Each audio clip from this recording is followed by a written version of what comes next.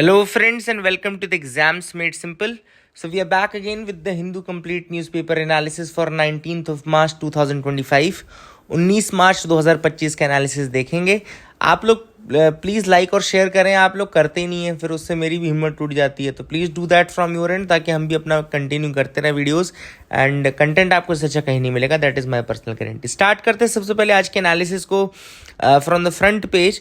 और इसमें बहुत ही छोटी सी न्यूज़ आर्टिकल है. हालांकि ये एग्जाम पॉइंट ऑफ व्यू से रिलेवेंट नहीं है, लेकिन नॉलेज पॉइंट ऑफ व्यू से आपको पता होना चाहिए कि व्लादिमीर पुतिन से भी रिसेंटली डोनाल्ड ट्रंप ने बात की, जिसके बाद उन्होंने कहा है कि अगर आर्मेशन जो है यूक्रेन का, मतलब यूक्रेन जो आर्म्स ले रहा है, बार बार रीआर्म कर रहा है अपने आप को, वो करना अगर बंद कर देता है तो फिर हम उनके जो एनर्जी रिसोर्सेज उनको अटैक करना बंद कर देंगे. ठीक है ना. तो this is what has been said by Russian president Vladimir Putin. और आप सबको पता है होगा कि जेलेंस्की जो थे अभी रिसेंटली गए भी थे यूएस, उनसे उन्होंने बहुत सारी बातचीत भी की थी, आर्म्स मांगे थे. और इसी कारण से भी जब डोनाल्ड ट्रंप ने बात की तो व्लादिमीर पुतिन ने पॉइंट रखा है कि वी कैन हॉल्ट, बट ये हॉल्ट तभी होगा जब रीआर्मेशन जो है यूक्रेन का वो नहीं होगा. So that is one thing जो आपको जानना जरूरी था.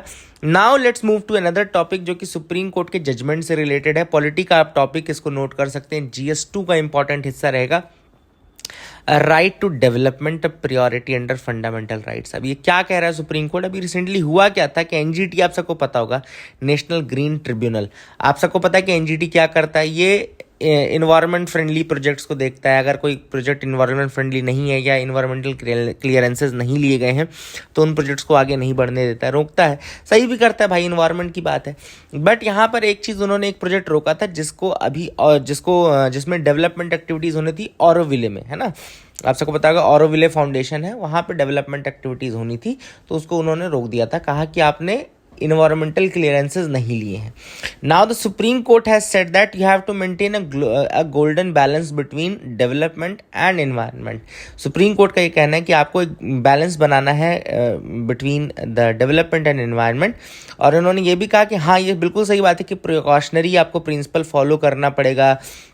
पल्यूटर पेज प्रिंसिपल है आपके पास. आप सबको पता है ना कि ये दोनों चीज़ें, precautionary principle and polluter pays principle, ये एक्चुअली जब आप देखेंगे कि जो व्यक्ति इन्वायरमेंट को नुकसान पहुंचाता है वही उसके एवज में उसको मतलब उसके लिए कंपनसेशन भी देता है. आप सबको पता है कैंपा नाम का एक फंड भी बनाया गया था, कंपनसेटरी एफॉरेस्टेशन.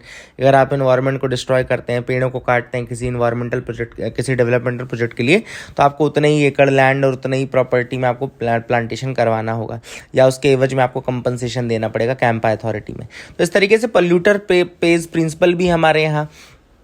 तो सुप्रीम कोर्ट ने ये सारी चीज़ें मांगी, लेकिन इसके साथ साथ उन्होंने ये भी कहा कि इन्वायरमेंट के साथ साथ राइट टू क्लीन इन्वायरमेंट तो गारंटीड है ही, fundamental right under article 14 and 21. The right to development through industrialisation is equally important. याद रखेगा, right to development through industrialisation भी उतना ही इंपॉर्टेंट है. This is what the supreme Court is saying. ठीक है ना.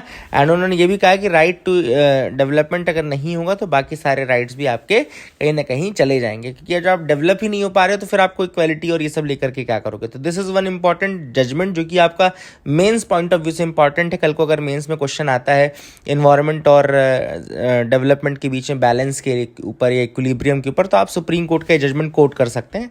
इसको नोट कर लीजिएगा किस तरीके से आपको लिखना है. आगे मूव करते हैं, देखते हैं और क्या इंपॉर्टेंट न्यूज आर्टिकल है जिनके बारे में हमको डिस्कस करना है. कैन मूव अहेड विद मी.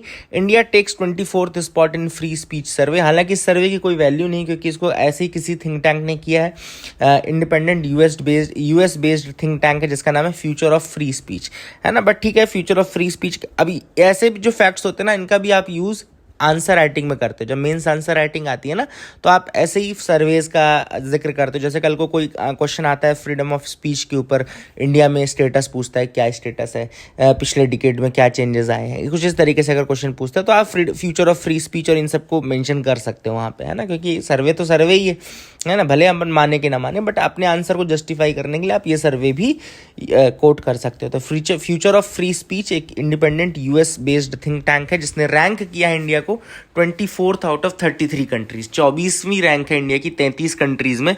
और इंडिया का स्कोर था 62.6, साउथ अफ्रीका का स्कोर था 66.9 एंड लेबनान का स्कोर था 61.8, तो काफ़ी नीचे हमको प्लेस किया गया है। टॉप रैंकिंग जो थी स्कैंडिनेवियन कंट्रीज़ की थी। स्कैंडिनेवियन कंट्रीज़ मतलब कि आपकी नॉर्वे, स्वीडन, फिनलैंड, ये वाली कंट्रीज़ हो गई स्कैंडिनेवियन कंट्रीज़ हो गई, एंड डेनमार्क ऑल्सो, है ना। एंड इंडोनेशिया, मलेशिया, पाकिस्तान में उन्होंने कहा कि बहुत ज़्यादा इम्प्रूवमेंट देखने को मिला फ्री स्पीच के उसके चलते, तो that is one thing. And authoritarian कुछ नेशंस थे, जैसे हंगरी का स्कोर बहुत ज़्यादा था 85.5, वेनेजुएला का 81.8, एंड इंडिया के लिए उन्होंने कहा कि भाई इंडियंस कंसीडर करते हैं to speak freely without government censorship, but support for criticism of government policies was below the global average. मतलब कि अगर गवर्नमेंट की पॉलिसी को क्रिटिसाइज करना है तो वो नहीं कर सकते आप। This is what the survey says, ठीक है ना। सही है गलत है ये अपन नहीं देखेंगे। अगला जो टॉपिक है वह है Chandrayaan 3 data says water ice easier to find on moon than believed. अब ये बहुत इंपॉर्टेंट है क्योंकि चंद्रयान 3 आप सबको पता है कि उसका वन ऑफ द एम्स ये भी था कि पानी खोजना है चंद्रमा पे, ठीक है ना। तो यहाँ पे मून में वाटर एज अ रिसोर्स की अगर हम बात करें तो इट्स वेरी क्रूशियल। क्यों क्रूशियल है भाई? सबसे पहली बात तो जो एस्ट्रोनॉट्स हैं उनकी ड्रिंकिंग और सैनिटेशन नीड्स के लिए इंपॉर्टेंट है। दूसरा रीजन ये है कि it can also be use as a fuel. Water can also be use as a fuel. अगर अपन रॉकेट लॉन्च करना चाहें मून से तो वाटर का यूज कर सकते हैं in order to convert it hydrogen, oxygen, कुछ भी कर करके, है ना। तो साइंटिस्ट तब कर लेते हैं। अब अभी रिसेंटली एक फाइंडिंग हुई है फिजिकल रिसर्च लेबोरेटरी अहमदाबाद द्वारा, जिन्होंने कहा है कि water ice on the moon is more accessible than previously thought. जितना पहले सोचा गया था उससे ज़्यादा आसान है पानी और बर्फ ढूंढना चंद्रमा पे, ठीक है ना। आप चंद्रमा पे क्यों कैसे आसान हो गया? Because of Chandrayaan 3। चंद्रयान 3 में आप सबको पता होगा कि हमारा एक लैंडर गया था जिसका नाम था विक्रम लैंडर, है ना। विक्रम लैंडर गया था, उसमें एक एक्सपेरिमेंटल इंस्ट्रूमेंट है जिसका नाम है चेस्ट, CHASTE। याद रखिएगा, Chandra's surface thermophysical experiment instrument बोलते हैं इसको, Chandra's surface thermophysical experiment instrument. और यहाँ से बेसिकली इसी इंस्ट्रूमेंट की मदद से ये पता लगाया जा रहा है कि वहाँ पे पानी कहाँ पर है, कैसे है ना। तो this is chest experiment which is there, which is important. I hope you got clarity regarding that as well. And इससे बहुत सारी चीज़ें हैं कि कहाँ कहाँ है उसकी मैपिंग हो जाएगी पानी की, और उसके बाद किस तरीके से फ्यूचर इसको एक्सप्लोर करके यूज़ करना है वो भी डिटरमाइन करेंगे साइंटिस्ट। तो आई होप आपको ये न्यूज़ समझ में आ गई होगी, आपको उस मॉड्यूल के बारे में समझ में आ गया, चेस्ट के बारे में समझ में आ गया। अब यहाँ पे एक्चुअली साउंड के बारे में था, तो मैं साउंड वेव्स के बारे में था, तो साउंड के वेव्स के बारे में बता दूँ। साउंड वेव्स दो तरीके की वेव्स कहलाती हैं, मतलब दोनों ही नाम है और करके आप वो बोलते हैं ना उसका एलियस। तो एलियस में साउंड वेव्स मैकेनिकल वेव्स भी होती हैं, मतलब कि they require a medium. Mechanical waves वो वेव्स होती हैं which require a medium to travel और प्रोपोगेट। तो साउंड वेव्स जो होती हैं वो मैकेनिकल वेव्स भी होती हैं क्योंकि ये सॉलिड, लिक्विड और गैस में ही ट्रेवल करती हैं, वैक्यूम में ट्रेवल नहीं कर सकती हैं। एंड दूसरा, they are also longitudinal waves. ये लॉन्गिट्यूडिनल वेव्स भी होती हैं क्योंकि the particles of the medium vibrate parallel to the direction of the wave propagation. जब भी पार्टिकल्स ऑफ द मीडियम जो है जब वो वाइब्रेट करेंगे parallel to the direction of wave propagation तो उनको लॉन्गिट्यूडिनल वेव्स कहा जाएगा, और अगर परपेंडिकुलर करेंगे तो ट्रांसवर्स वेव्स कहा जाएगा। तो याद रखिएगा, साउंड वेव्स जो होती हैं वो लॉन्गिट्यूडिनल वेव्स होती हैं, ठीक है ना। एंड स्पीड जो होती है साउंड की वो डिफरेंट मीडियम में डिफरेंट होती है। जैसे कि एयर में इसकी स्पीड 343 मीटर पर सेकंड होती है, वाटर में 1480 मीटर पर सेकंड, स्टील में 5960 मीटर पर सेकंड और डायमंड में 12000 मीटर पर सेकंड। तो आप देख सकते हैं कि जैसे जैसे कॉम्पैक्टनेस बढ़ी, मतलब एयर में सबसे कम स्पीड है, वाटर में फिर उससे ज़्यादा है, स्टील में सबसे ज़्यादा है, ठीक है ना। मतलब साउंड में सॉलिड में सबसे ज़्यादा है, स्टील नहीं बोलना चाहिए। So that is one thing important. Now let's come to next editorial. Editorial part में हम आएंगे। जो editorial हम पहला डिस्कस करने वाले वो है high base effect. Now this a very good article. Actually कल के न्यूज़पेपर को मैंने पढ़ाया नहीं है। कल के न्यूज़पेपर में एक न्यूज़ आई थी कि इंडिया का ट्रेड डेफिसिट घट रहा है। अब आपको पहले तो मैं ट्रेड डेफिसिट बता दूं। देखो, डेफिसिट और सरप्लस तो हम बाद में देखेंगे। इंडिया ट्रेड करता है तो दो चीजें होती हैं, ट्रेड में दो चीजें होती हैं, एक तो आपका एक्सपोर्ट होता है, दूसरा आपका इंपोर्ट होता है। अब अगर आपका एक्सपोर्ट ज्यादा है, इंपोर्ट कम है, मतलब आप कम खरीद रहे हो बाहर से और अपना बेच ज्यादा रहे हो, तो आप ट्रेड सरप्लस कंट्री में आओगे। और अगर आप खरीद ज्यादा रहे हो और बेच कम रहे हो तो आप ट्रेड डेफिसिट कंट्री में आओगे। अब इंडिया अभी बहुत ज्यादा ट्रेड डेफिसिट में है, जैसे कि चाइना के साथ बहुत ज्यादा हमारा ट्रेड डेफिसिट है, यूएस के साथ हालांकि हमारा ट्रेड सरप्लस रहा है, तो that is one good thing. लेकिन अभी ट्रेड डेफिसिट जो था हमारा ओवरऑल, ओवरऑल हम ट्रेड डेफिसिट में रहते हैं, तो ओवरऑल जो हमारा ट्रेड डेफिसिट था वो थोड़ा कम हुआ, कल डेटा आया। तो अब इस ऑथर ने ये कहा है कि ये जो कम आया है ना, ये खुशी की बात नहीं है, it is because of the high base effect. ठीक है ना, it is because of the high base effect. Actually अब देखो इस बार का जो डेटा है कैसे कंपेयर किया गया है, तो ऑथर ने कहा कि आपने इस साल का डेटा 2025 का डेटा 2024 से कंपेयर किया। अब ऑथर का ये कहना है कि चूंकि 2024 जो था वो लीप ईयर था, लीप ईयर में दिन ज्यादा होते हैं, जब लीप ईयर में दिन ज्यादा होंगे तो ऑब्वियस सी बात है आपका एक दिन का भी अगर आपने इंपोर्ट बढ़ा दिया तो इंपोर्ट काफी ज्यादा बढ़ गया, है ना। तो ऑथर का वही कहना है कि चूंकि लीप ईयर था 2024 तो वहां ऑलरेडी इंपोर्ट ज्यादा थे। अब इस साल आपका इंपोर्ट थोड़ा कम हुआ क्योंकि लीप ईयर नहीं है, तो आप ये बोलने लगे कि यार देखो हमारा कम हो गया, देखो हमारा कम हो गया।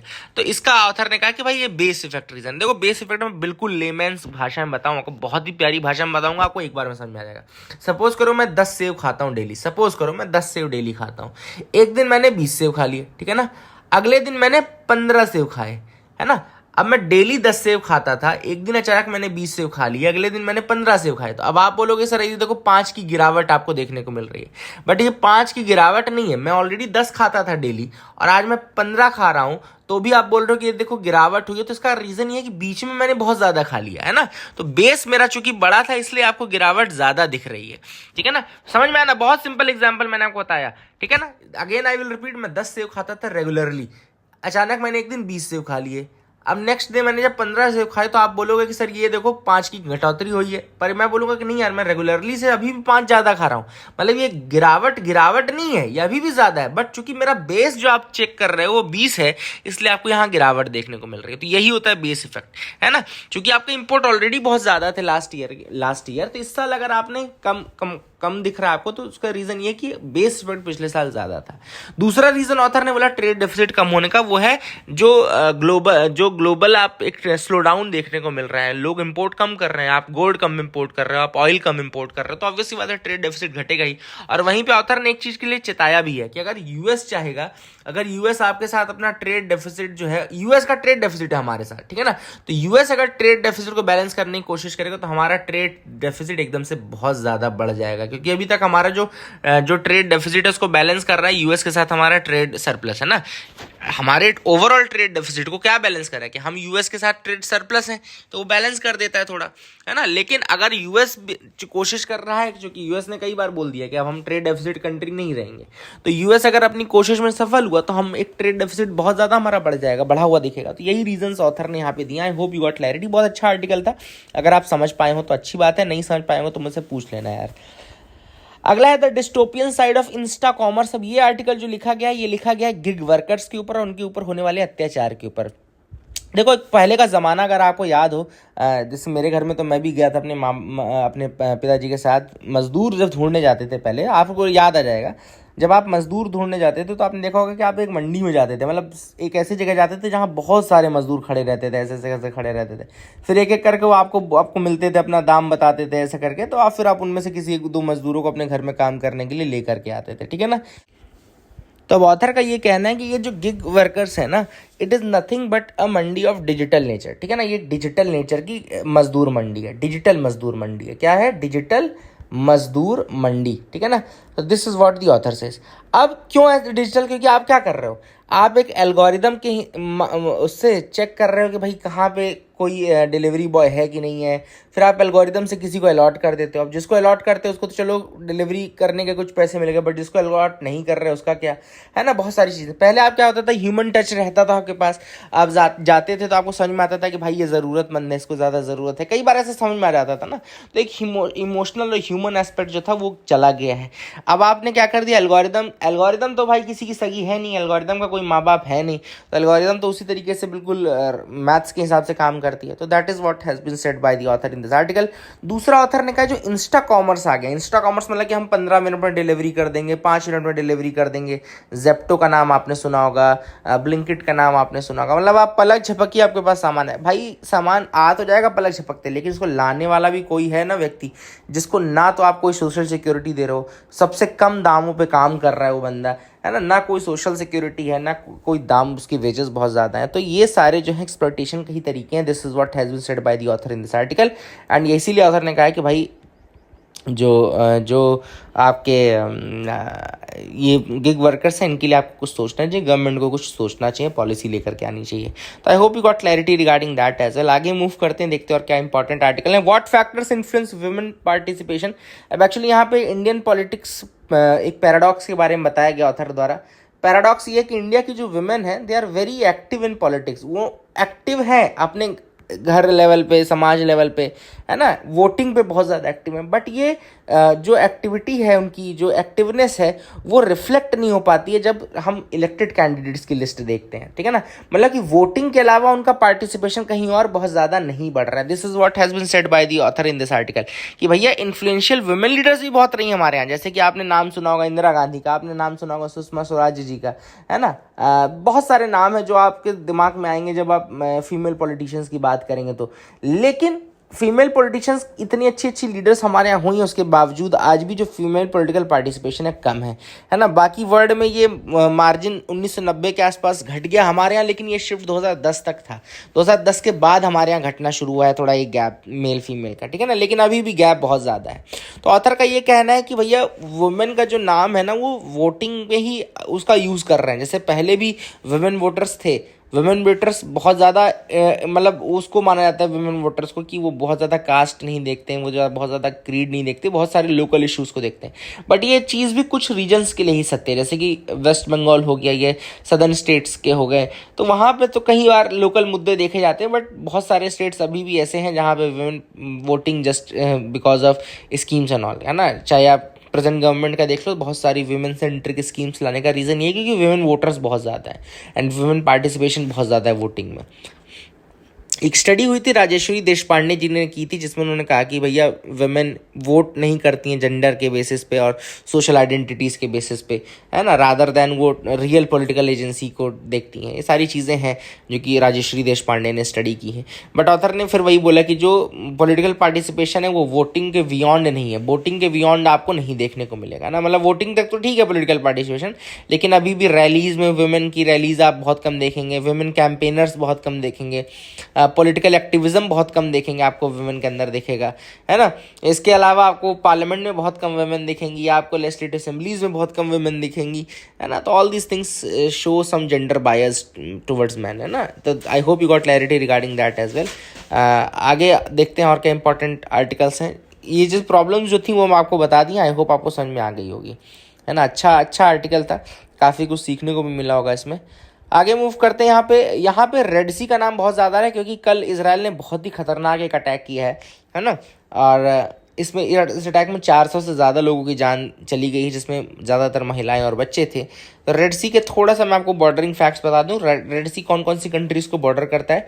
तो रेड सी बॉर्डर करता है 6 कंट्रीज़ को, Egypt, Sudan, Eritrea, Djibouti, Saudi Arabia, Yemen. याद रखेगा, Egypt, Sudan, Eritrea, Djibouti, Saudi Arabia, Yemen, इन 6 कंट्रीज़ को रेड सी टच करता है।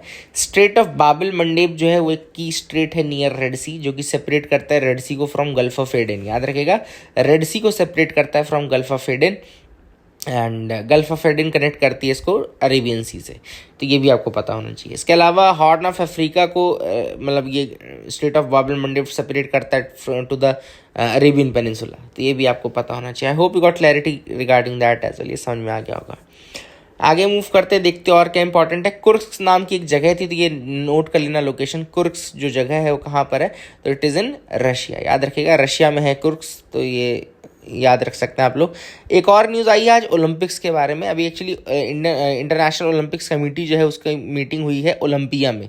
ओलंपिया आपको पता होना चाहिए ग्रीस में जगह है। ओलंपिया ग्रीस में जगह है जहाँ पर ओलंपिक्स की शुरुआत हुई थी। याद रखिएगा, ओलंपिक्स पहली बार जो हुए थे 776 BCE में हुए थे एंड ये ओलंपिया ग्रीस में ही हुए थे। याद रखिएगा, and they were dedicated to Jews. Jews जो होता है वो चीफ ग्रीक गॉड होता है, उसको डेडिकेट किया था।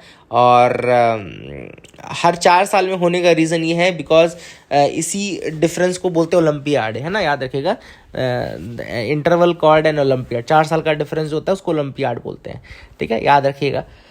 इसके बाद जो मॉडर्न ओलंपिक्स है उनकी शुरुआत कब हुई, उसके पहले मैं आपको बता दूं कि वो बंद कब हुए थे। याद रखिएगा, तो रोमन एम्परर था थियोडोसियस वन ने बैन कर दिया था 393 कॉमन एरा सी यानी AD जिसको आप बोलते हैं। तो 393 AD में ये बंद कर दिया था थियोडोसियस वन ने। उसके बाद मॉडर्न ओलंपिक्स का रिवाइवल फ्रेंच एक बैरन पियरे डी कुबर्टिन थे, बैरन पियरे डी कुबर्टिन, जिन्होंने मॉडर्न ओलंपिक्स स्टार्ट कराया, और ये स्टार्ट हुए एथेंस ग्रीस में ही 1896 में, याद रखिएगा। एंड तब 14 नेशंस पार्टिसिपेट किए थे। फर्स्ट ओलंपिक्स में इंडिया पार्टिसिपेट नहीं किया था, ये भी आपको पता होना चाहिए। और एक और चीज़ बता दूँ, इंडिया ने अभी तक बहुत सारे गोल्ड मेडल जीते हैं ओलंपिक्स में, जिसमें इंपॉर्टेंट है 10 गोल्ड मेडल, जिसमें 8 हमने हॉकी में जीते हैं। 1928 में हमारा पहला गोल्ड मेडल आया था, एम्स्टरडेम में हुआ था, 32 में लॉस एंजलिस में, बर्लिन 36 में, और 48 में first gold medal post independence जिसको बोलते हैं लंदन हुआ था, 1952 हेलसिंकी में, 1956 मेलबर्न, 1964 टोक्यो, 1980 मॉस्को, है ना, याद रखिएगा। और इसके अलावा 2008 में हमारे इंडिविजुअल अवार्ड्स में Abhinav Bindra shooting 10 metre rifle में, और टोक्यो 2021 में नीरज चोपड़ा जेवलिन थ्रो में। ठीक है, तो I hope you got clarity regarding that as well. ये भी आप फैक्ट्स याद रखिएगा, क्वेश्चन पूछे जाते हैं। ठीक है, तो that is it for the day friends. I hope you like the video. Please like and subscribe, keep loving us, keep sharing us. Thank you, have a nice day.